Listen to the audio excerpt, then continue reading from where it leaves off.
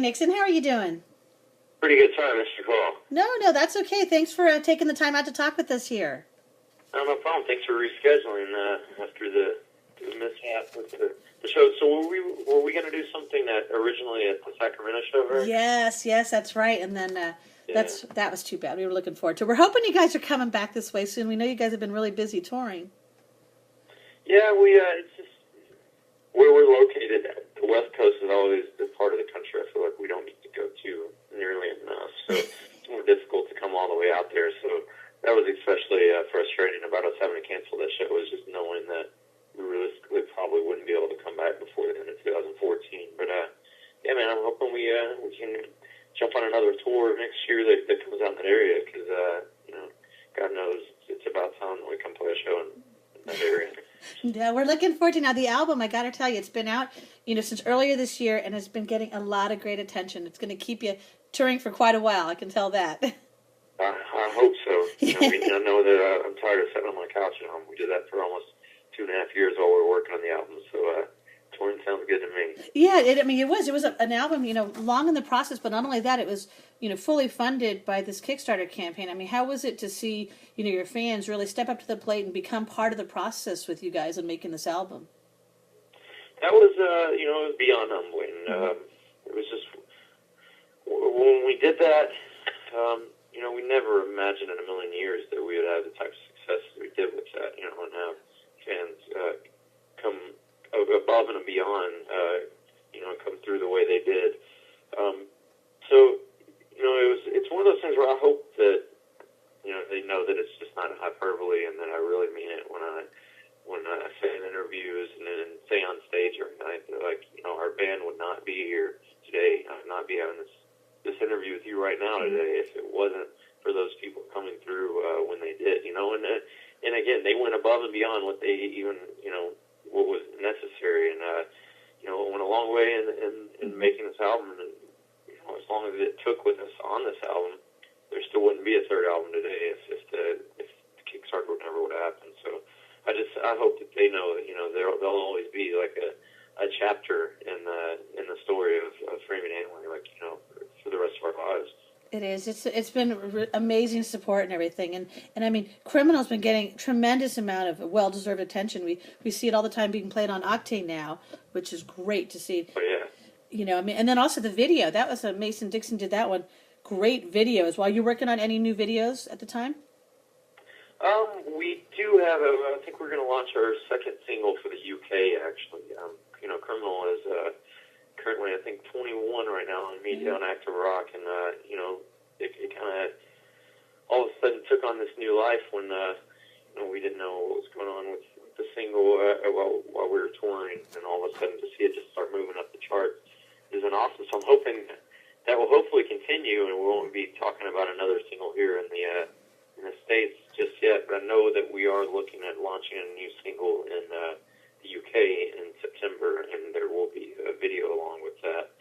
And then, Mason is a close friend of the band, so, he's someone that we talk to on a regular basis just about, potential plans for a video or for songs that will probably be a song that's going to need a treatment for video at some point. So, it's exciting because as great of videos as we made with Mason in the past, it's kind of like I think that we have an opportunity on this album to do some completely different things with our music videos. I like it. Now we're looking forward to that. Now you guys are just starting, I think, another leg of the tour. Is it tomorrow? Ryan and I are just doing like an acoustic show in Augusta, Georgia tomorrow. We have like a few one-off shows here and there, but I think until the 1st of September, or August 31st, I think is when the actual full-length tour will start again. Great. So that's going to be good to hear and everything. And now we talked about, your fans are extremely dedicated, and also your music actually makes a wonderful connection to them. I mean, how is it to hear from your fans directly when they tell you about how your music helped them or was their source of comfort during some hard times? I say all the time, when I get asked anything like that, it's basically, that's something that you never think about when you dream of doing this as a kid. That's a side of it that you never think about, how humbling and how that will feel to you as a person having someone say that to you. Because I remember as a fan of music, those bands that were that for me, that were that release, that I could put on my headphones and escape wherever I was, wanting to escape. And for people to say that our music, our band is that for them, that's really powerful as an artist to hear that. And I don't know that there is as a man that is I guess his job works putting things into words. I don't know the words to describe the feeling that I get every time someone there's thank you isn't enough. When they tell you that you say thank you, it's like I want to say so much more than that. It's like I'm at a loss for words every time someone says that to us. It is, and now with nowadays with the social media, where it allows your fans to be able to connect and say that to you. If you could go back, I mean, is there a certain band or even a song that helped get you through some of your toughest times growing up? Man, Guns N' Roses were always that band that I could just if I needed to get in my own world, I could throw on some headphones and throw on Appetite for Destruction and my little portable Walkman CD player and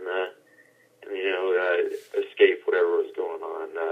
That entire album, really, and that really is what led to me being intrigued with what rock and roll really was growing up. My dad was a country musician, so it was that was really the extent of music that I was really exposed to for the most part was just country music, and Guns N' Roses was the band that I was like, wow, this is brash, this is angry, this is mean, and this is something that I can listen to and just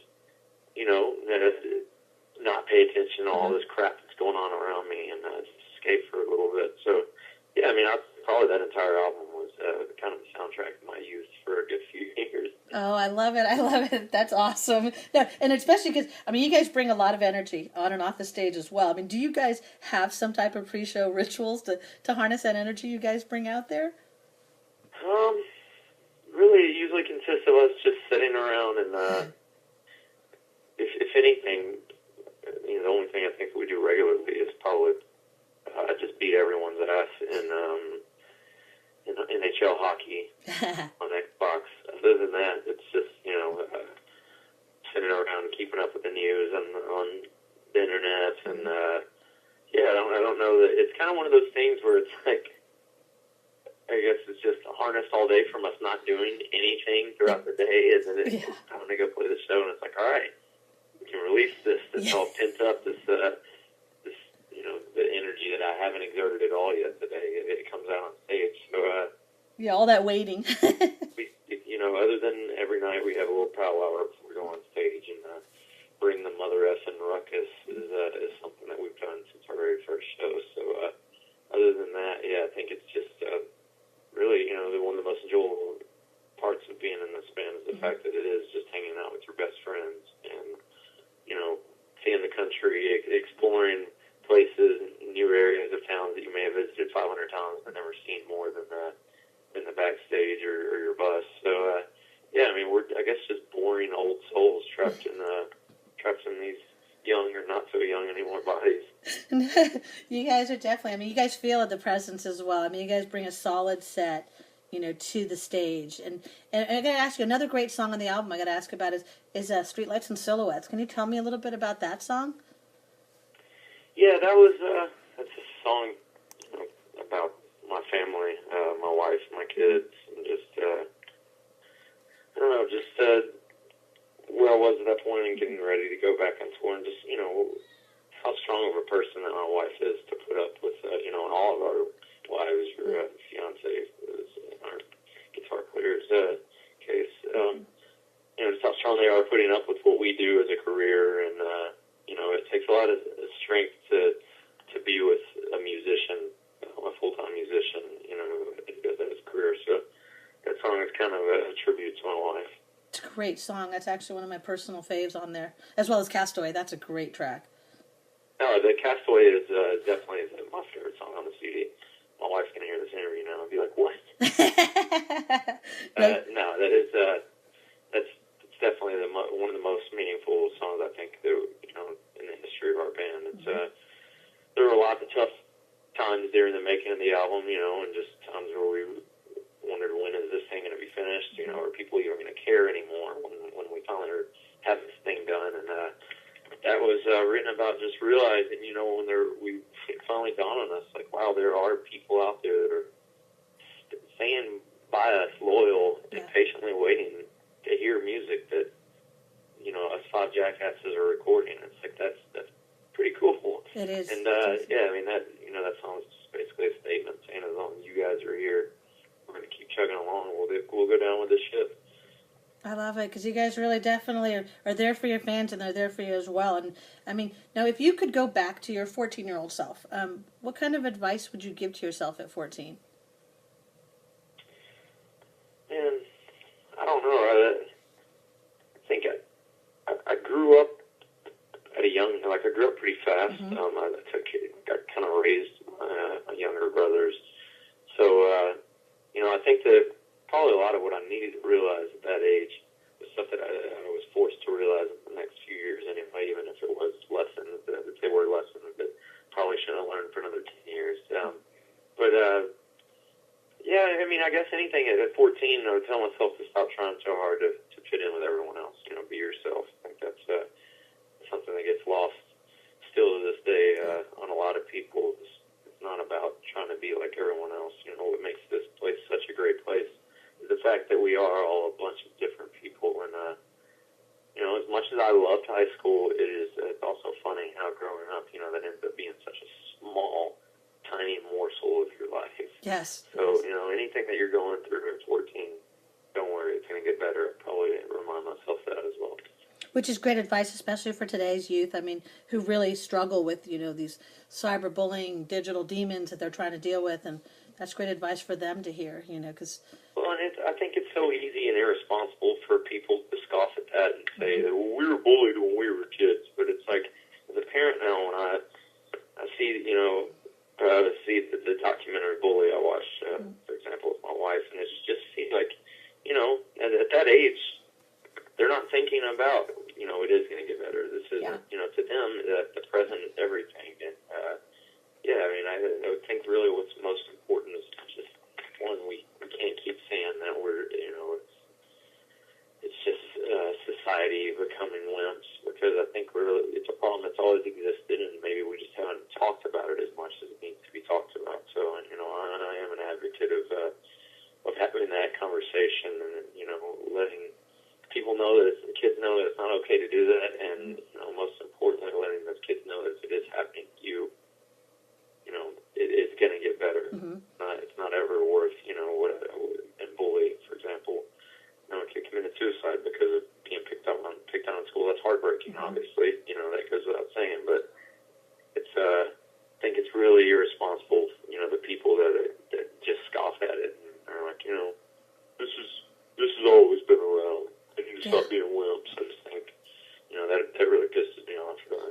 It's true, and I think especially with, you know, the internet over the years, that's been, you know, back then we didn't have it. You didn't have it to where, you know, you'd have some things dealing with at school, but you didn't have it coming to your phone 24/7 or your computer 24/7. Yeah, so that's what I think a lot of people. It's so much easier to spread the hate now than it was, you know, when we were younger. And anyone that wants to deny that is naive and, you know, irresponsible. That's good words. I mean, definitely. Now, how about if we could peek into your iPod, let's say, what artist or song may be surprising for us to find in there? Surprising? I don't know that I have much surprising. I went through actually the other night, cleaned out like 12, 13 gigs of music. Oh, wow! And I just skip that every time it comes on shuffle. So, man, I'm a big. You know, I listen to everything. I know everybody says that, but you know, you'll find everything from Brad Paisley, you know, to brand new to you know, an artist like Nicki Minaj on my iPhone. Yes, I said that. So, you know, it's I think if anything, probably I have more hip hop and, you know, pop singer songwriter type stuff than current rock. Other than Biffy Clyro, that's probably if you were to look in a playlist of what's most played on my iPod or iPhone, that would undoubtedly be, you know, tenfold the second next best one, rather. Biffy Clyro is a band that I'm always listening to. So that's cool. That is. Well, I guess we got to ask you now. Lastly, I mean, is there something that you would like to share with our audience and your fans?